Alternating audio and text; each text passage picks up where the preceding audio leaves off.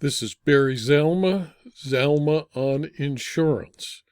I am an attorney who has retired from the practice of law and now spend my time as an insurance claims consultant and expert witness, an author on insurance matters, and a producer of these videos.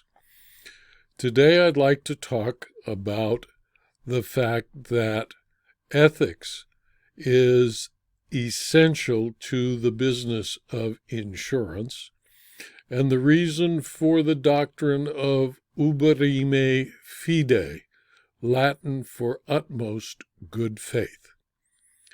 Ethics is a process of systematically applying, using, defending, and recommending concepts of right and wrong behavior.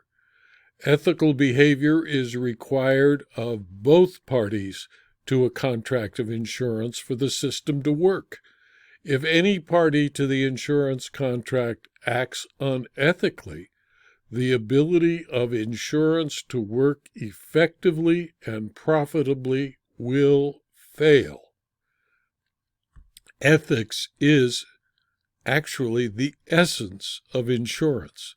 Since insurance was first created, it has been a business of utmost good faith. As a result, the insured and the insurer are expected to treat each other ethically. Insurance was created over 1,000 years ago to spread risk from individuals to multitudes. Spreading the risk in fair, ethical, and honorable manner from one person to another is the basis upon which the system of insurance was founded. The insurance contract, since modern insurance was first created around the 17th century, it was founded upon the concept of Uberrimae Fidei. The Latin phrase is used to express the principle that a contract of insurance must be made in perfect good faith, with neither the insurer nor the insured concealing anything from the other. In the case of insurance, both the insured and the insurer must observe the most perfect good faith towards each other, so that the insurer understands the risk it is asked to take, and the insured understands the risks accepted by the insurer. Insurers and reinsurers are dependent on utmost good faith, which may be viewed as a legal rule, but also as a tradition honored by ceding insurers, reinsurers, and insurers to their insureds in their ongoing commercial relationships. Uberrimae Fidei has its roots in British jurisprudence. The doctrine has historically been applied to all insurance contracts issued in or to be performed in the United States. The doctrine of utmost good faith was stated by the U.S. Supreme Court dating back to 1828. The doctrine of utmost good faith imposes the highest duty on parties to an insurance contract to disclose facts that materially affect the insurer's risk. Several federal cases have applied the duty of Uberrimae Fidei in the marine insurance setting, applying the doctrine more strictly than courts do in property, casualty, life, health, or disability insurance. Under marine insurance's interpretation of Uberrimae Fidei, any failure to disclose a material fact not known by the underwriter that is or should be within the knowledge of the insured party is grounds for rescission of the policy, even if the omission or misstatement is the result of the insured's mistake, accident, or forgetfulness. In the marine setting, the insured is required to disclose everything that is material to the insurer, even if the insurer does not ask about the issues that are material and that the insured knows are material.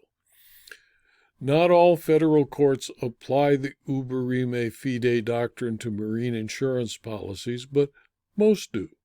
The doctrine of Uberrimae Fidei, the highest degree of good faith, provides that failure by the insured to disclose conditions affecting the risk of which he is aware makes the contract voidable at the insurer's option, and it will be found to have never existed. Consider the U.S. Supreme Court decision of Sitch versus Metropolitan Life, a 1928 decision that is still applied as good U.S. law. Insurance policies are traditionally contracts of utmost good faith, and a failure by the insured to disclose conditions affecting the risk of which the insured is aware makes the contract voidable. Similarly, misrepresentation or concealment of material fact by the insurer allows the insured to declare the contract void at the insured's option because the duty of utmost good faith is mutual. The majority of courts faced with the application of Uberrimae Fidei to a marine insurance policy have found that utmost good faith applies. Insurance, in fact, cannot operate without the ethical doctrine of Uberrimae Fidei. And under that doctrine, the insured in a maritime insurance contract is required to disclose to the insurer all known circumstances that materially affect the insurer's risk, the default of which renders the insurance contract voidable. Under the doctrine of Uberrimae Fidei, the parties to a marine insurance contract must accord each other the highest degree of good faith. This duty of good faith requires the insured to disclose to the insurer all known circumstances that materially affect the risk being insured, like the captain of the vessel has never been a captain before and has only been a deckhand, or that there is a bilge pump that doesn't work, or that there are no motors that are operable on the vessel, or that it simply has a continuous leak in the hull, or that it is so rusty it is being held together by bits and pieces of glue. The age-old federal marine insurance doctrine of Uberrimae Fidei governs the argument and provides the controlling federal rule even in the face of contrary state authority. Because the insured is in the best position to know of any facts that may be material to the risk, the insured is obligated to disclose those facts to the insurer, regardless of whether the insurer makes a specific inquiry about the facts. Uberrimae Fidei reflects an enlightened moral policy based on the presumption that the party procuring insurance is not in possession of any facts material to the risk which he does not disclose. Indeed, it is the duty of the insured to place the underwriter in the same situation as himself. Under the federal common law doctrine of utmost good faith, a failure by the insured to disclose conditions affecting the risk of which he is aware makes the contract voidable, and an insured who conceals or misrepresents a material fact commits fraud, which avoids the policy and is a clear breach of the ethical obligation of the insured. Fraud, by definition, is an obvious breach of the contract and the implied covenant of good faith and fair dealing. It is ethical obligation of the insured to truthfully and fully advise the insurer of the risk the insured is asking the insurer to take. Failure to do so, even if there was no intent to deceive, is sufficient to allow the insurer to rescind the policy if the insurer was actually deceived. In ancient days, before telephones, telegraphs, and email, a ship could have been insured that had sunk months before because the news hadn't arrived to the insured. Even so, there could be no coverage for such a loss. It is sometimes difficult for a court to determine which of the considerations influence the classification of insurance contracts, but at least the insurance considerations have been referred to as Uberrimae Fidei in England and in the United States. The two countries, however, are not in accord in their interpretation of Uberrimae Fidei.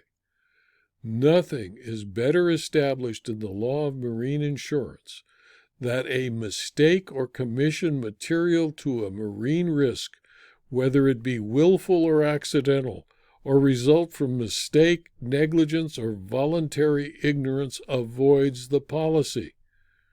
Concealment in the law of marine insurance is the failure to disclose any material fact or circumstance in relation to the subject matter of the contract which may increase the liability to loss or affect the risk or obligation assumed, and which is in fact or law within or ought to be within the knowledge of one party and of which the other party has no actual or presumptive knowledge.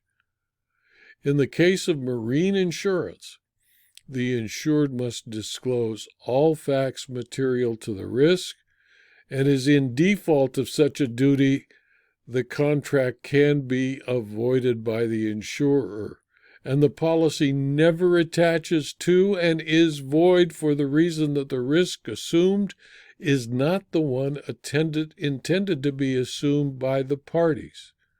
In the leading English case of Carter versus Beam, decided on the 11th of May, 1766, Lord Mansfield declared that even an innocent concealment of a material fact made the contract voidable, saying that the question therefore must always be whether there was, under all the circumstances at the time the policy was underwritten, a fair representation or a concealment fraudulent if designed, or though not designed, varying materially the object of the policy and changing the risk to be run. In that case, of course, he found there was no misrepresentation, and that the underwriter even knew more about the risk than the person seeking the insurance, and Lord Mansfield forced the insurer to pay. The doctrine of Uberrimae Fidei obligates the assured to volunteer information which might have a bearing on the scope of the risk assumed, and the failure to do so will allow the insurer to avoid the policy. So when dealing with marine insurance, and when dealing with insurance of any kind, depending on the location, where the state applies the marine rule to the law of rescission, it is essential that the insured and the insurer treat each other fairly and with utmost good faith, and disclose everything needed to be disclosed fairly and completely, so that there is no confusion as to what risk is being insured and as to who is being the person seeking the insurance. This video was adapted from my book, Ethics for the Insurance Professional, 2nd edition, which is available as both a Kindle book and as a paperback from Amazon.com. and from my website with detail about it and all of my other books available as Kindle books and paperbacks from my website, zalma.com, by clicking on the link to the Insurance Claims Library. If you found this video to be of use to you, please refer it to your colleagues. It's free. And please subscribe to my YouTube channel, my Rumble channel, my blog, so that you can be informed of all future videos and blog postings. Thank you for your attention.